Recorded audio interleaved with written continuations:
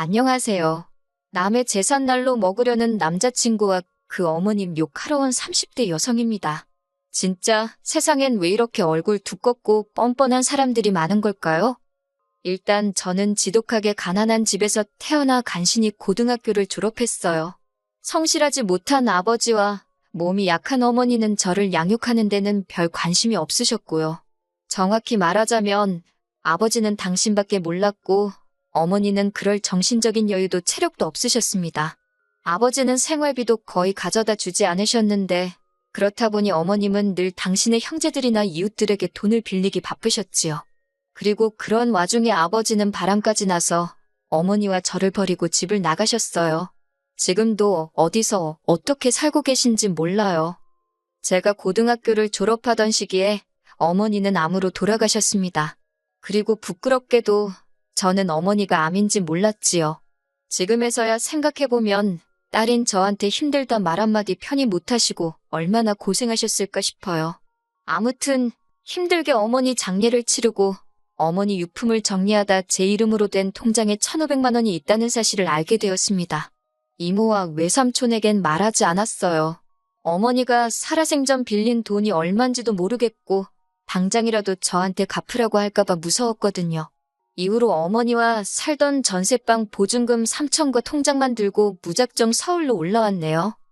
제가 나고 자란 지역에서는 3천으로 방 2개짜리 전세가 가능했는데 서울에 오니까 물가가 장난이 아니더군요. 그래도 운 좋게 몇 날 며칠 동안 발품을 팔아서 그나마 해가 아주 조금 들어오는 반지하 방을 구했어요. 그리고 곧이어 아르바이트도 구했고요. 식비를 해결하기 위해서 햄버거를 점심으로 주는 햄버거 가게와 폐기된 도시락을 주는 편의점에서 일을 시작했지요. 하루에 12시간 내내 서서 일을 하니까 집에 오면 다리에 감각이 없는 것 같대요. 그래도 그때는 일단은 무작정 돈을 모아야겠다는 생각에 힘든 줄도 모르고 일을 했어요.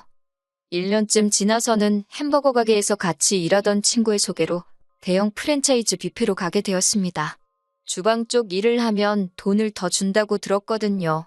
그런데 돈을 더 받는 게 아니대요. 요리를 할 때마다 불에 데이고 기름에 데이고 그래도 하루 장사 끝나고 남는 음식은 싸가도 뭐라고 안 하니까 그건 참 좋더라고요. 그러다 제 인생에도 기회라는 게 찾아왔어요. 하루는 회사에서 기존 계약직이나 아르바이트생들만을 대상으로 정직원을 뽑는다고 공문이 내려왔거든요. 물론 솔직히 처음엔 별 관심을 두지 않았습니다. 고졸에 특별히 내세울 만한 기술도 없는 저였으니 제 자리가 될 거라고는 생각도 못한 거지요. 그런데 들리는 말이 학벌도 안 보고 나이고 기술이고 그런 것도 안 본다는 거예요. 그동안 보여준 성실성과 주변인들의 평가가 가장 중요하다고요. 다른 건 몰라도 주변으로부터 너 참 성실하다, 책임감 있다 소리는 많이 들었으니 어쩌면 내가 될지도 모르겠다. 그런 허무맹랑한 자신감이 어디서 나온 건지 모르겠지만요. 아무튼 그렇게 지원을 했는데 보란듯이 제가 합격을 해서 본사 소속 마케팅 팀으로 들어가게 되었답니다. 정말이지 서울살이 5년 만에 회사를 다니는 평범한 직장인이 되었다는 사실에 좋아서 몇 날 며칠 들떠서 지냈어요. 이후로 몇 년은 회사와 집만을 오가며 살았습니다.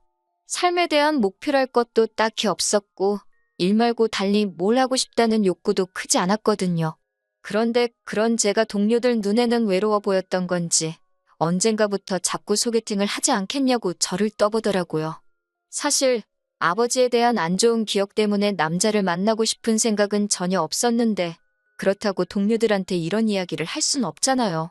그렇다고 무작정 안 한다고 하자니 그것도 괜히 미안하고 그래서 결국 첫 소개팅을 하게 되었는데 그 자리에서 남자친구를 만나게 되었지요. 이후로 어느 다른 연인들처럼 울고 웃으며 연애를 했습니다. 데이트는 일주일에 1번 내지 2번을 했고 말이 나와서 말이지만 비용은 거의 똑같이 반반씩 냈어요. 어린 시절 주변에 아쉬운 소리를 많이 하던 어머니를 생각하면 남에게 신세 지는 게 죽기보다 싫었거든요.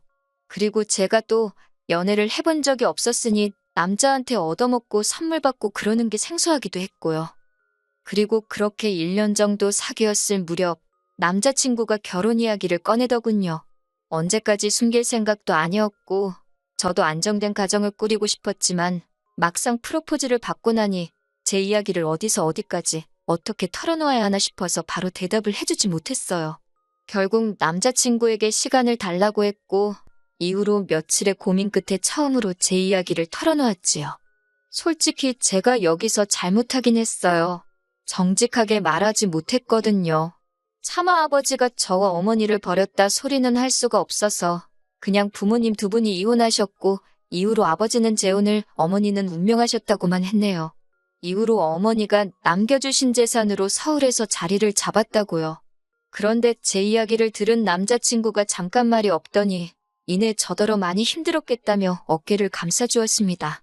그리고 그런 남자친구의 태도에 이 남자라면 내 아버지와는 달리 평생 내 옆에 있어줄지도 모르겠다는 생각을 하게 되대요. 그래서 결국 저희는 부부의 연을 맺기로 약속했습니다. 제 경우 10년 넘게 꼬박 돈만 벌어 모았더니 모아둔 돈만 1억이 넘었어요. 그리고 회사에 입사하고 얼마 지나지 않았을 무렵 아파트 한 채를 샀는데 그게 또 많이 오른 상황이었지요. 아파트를 살 수 있었던 건 그게 지금으로부터 거의 10년 전이기도 하고 그때 부동산 값이 많이 떨어져 있었거든요. 그래서 살던 반지하에 보증금에 모아둔 돈을 보탰고 정규직으로 회사를 다니게 되니까 대출받는 것도 비교적 수월하더라고요. 그래서 과감하게 1억을 대출받아서 서울 강북에 있는 아파트를 하나 산 거였어요. 그리고 외에도 주식이라던가 약간의 재산이 있었기에 이리저리 계산해보니까 제 재산이 8억이 넘더라고요. 그렇다고 제가 남들 하는 거 다 하고 산 건 절대 아닙니다. 제주도 한 번을 못 가보고 커피 한 잔 마시고 싶은 거 꾹꾹 참아가며 모은 재산이었지요.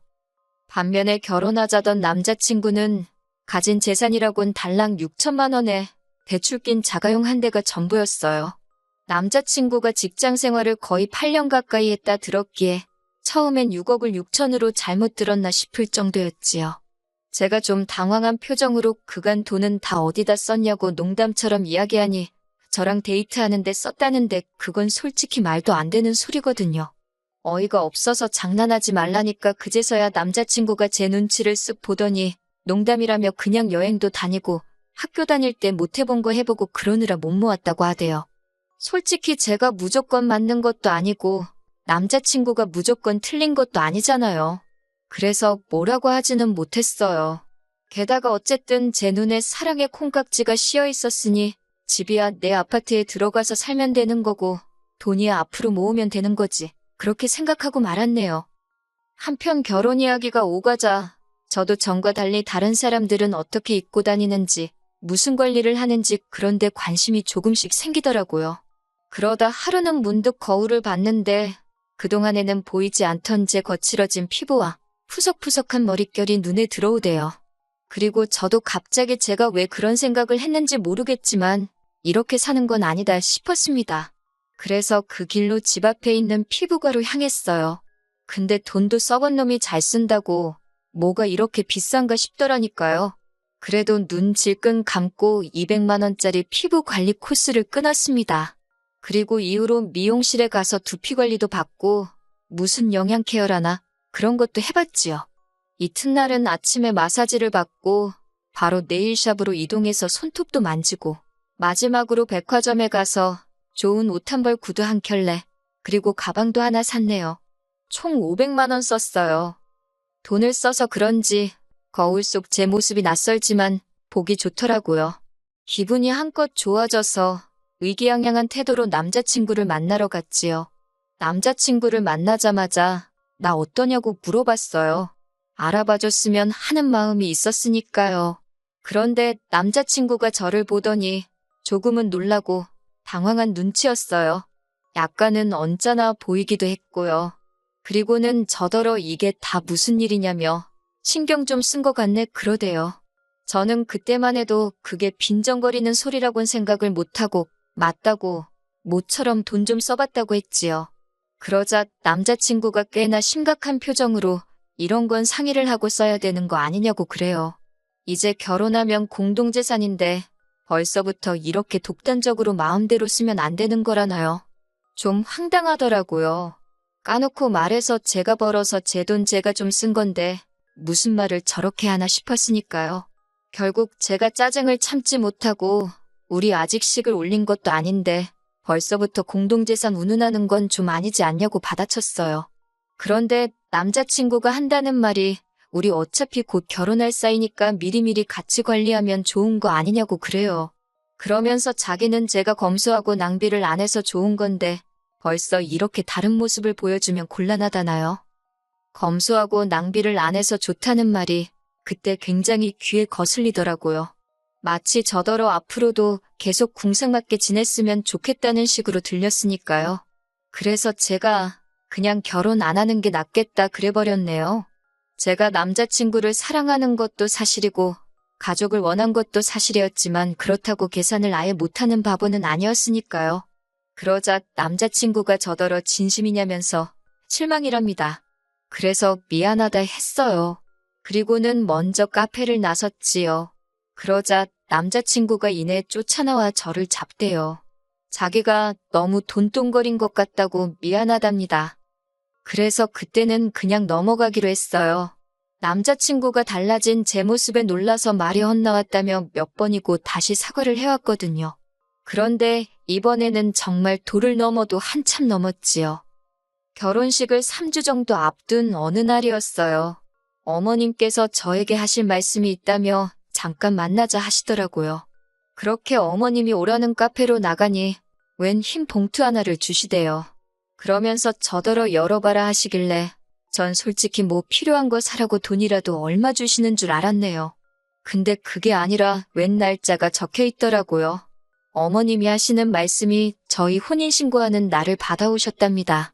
결혼식 날짜도 안 받고 저희가 정한 건데 혼인신고 날짜를 받아오셨다니 좀 의아하긴 했어요. 그리고 저는 혼인신고는 좀 천천히 할 생각이었거든요. 일전에 남자친구가 어머님이 예전에 들어주신 거라며 청약통장을 보여줬는데 10년도 넘게 부었더라고요. 그러니 솔직히 말해서 굳이 혼인신고를 일찍 할 이유가 없잖아요. 제가 이미 아파트가 있으니 남자친구가 저랑 혼인신고를 하게 되면 그 청약통장은 무용지물이 되는 거니까요. 그래서 어머님께 솔직하게 말씀드렸어요. 그러자 어머님이 좀 못마땅한 표정을 하시더니 그러면 아파트 명의라도 공동명의로 바꾸라는 겁니다. 뜬금없는 아파트 공동명의 이야기에 무슨 말씀이시냐고 되물었어요. 그러자 어머님께서 아니 부부가 되는데 아파트도 당연히 공동명의를 해야 하는 거 아니냐고 하시는 거예요. 그러면서 저더러 예단도 안 바란다. 아무것도 안 바란다. 그냥 아파트만 공동명의로 해줘라 하시대요. 제가 그렇게는 못한다 했습니다. 엄연히 제 개인 재산이고 공동명의를 해야 할 이유가 없다고요. 그러자 어머님께서 남자친구에게 들으셨는지 그 집이 7억인가 한다면서 대뜸 저더러 얼마 주고 샀냐고 물으셨어요. 1억 8천 주고 샀다고 하니까 그러면 당신이 8천 내준다고 그러니 공동명의 하랍니다. 5억은 제가 노력해서 얻은 것도 아니니 평생 함께할 사람하고 반반 나누는 게 뭐 그리 아깝냐고요.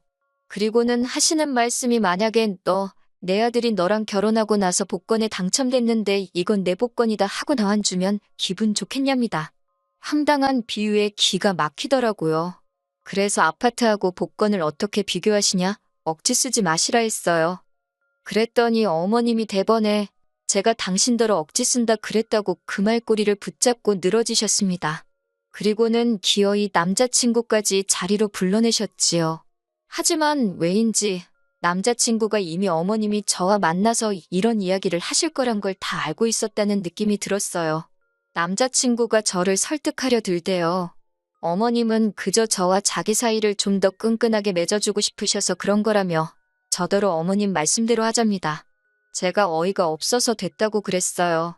어머님이 정말 나와 너의 사이를 끈끈하게 맺어주고 싶으시면 알아서 하게 내버려 두시는 게 좋을 거라고요. 그러자 어머님이 기어이 저희 부모님을 입에 올리시대요. 저더러 친정부모한테 사랑을 못 받고 자랐으니 사랑을 주는 법도 모른다고 너무 이기적이래요. 세상 일이 어떻게 저 좋은 것만 하고 사냐면서 시애미가 이렇게 하라고 하면 네 하고 따르면 되는 거라고 아주 한번 호되게 혼을 내야겠다나요? 그러자 이번엔 또 남자친구가 빨리 죄송하다고 하라며 저를 쿡쿡 지르질 않나 아주 생쇼를 하대요. 그래서 제가 그만하라고 소리를 질렀어요. 그리고는 남자친구더러 너도 그렇고 니네 엄마도 그렇고 칼만 안 들었지 날강도냐고 여기 카페에서 아무나 붙잡고 니들이 하는 말이 정상인가 물어보라 그랬어요. 결혼도 하기 전에 공동명의부터 이야기하는 게 제정신이냐고. 그러면서 어머님한테 져주신다는 그 8천으로 아드님하고 복권이나 사서 실컷 긁으시라 그랬어요. 둘 중 한 명 죽기 전에 한 장은 당첨될지 누가 아냐고요. 있는 대로 퍼붓고 나서 집에 들어오니까 남자친구가 미친 듯이 전화를 해대고 문자를 해대고 난리도 아니대요.